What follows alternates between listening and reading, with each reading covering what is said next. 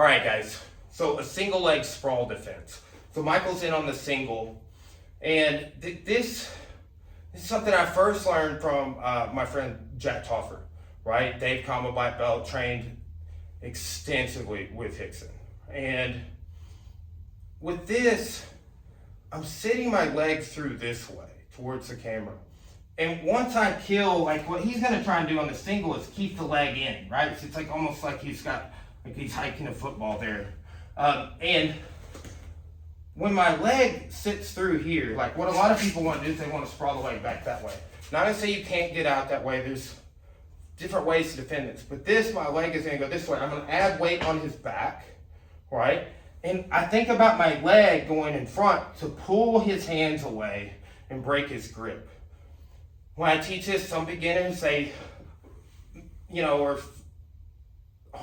it's hard for them to find where to put the weight on the back, right? So they'll be like falling off, they'll be going forward, right? So it's just gonna go right over the scapula here, right? And that's gonna make it harder to hold this single in as well. So like, slide that, like look how far his hands are going out, right there.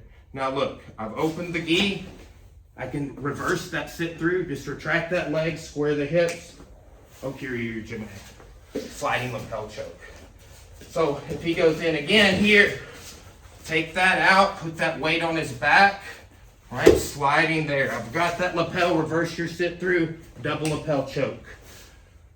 Okay, so like we talked about in some recent videos, doing a lot of lapel chokes. In terms of lapel chokes, it's single or double, right? You may use their lapel, you may use your lapel on some of that, right? And then there's another subcategory of like sleeve chokes. But double lapel chokes are very strong, right? And if I can get both, I feel really good about that connection, the elbows in, but these are also things that people really miss when they're doing this choke. Like this is a fundamental choke in judo. Okuri-Eri-Jime is the Japanese term.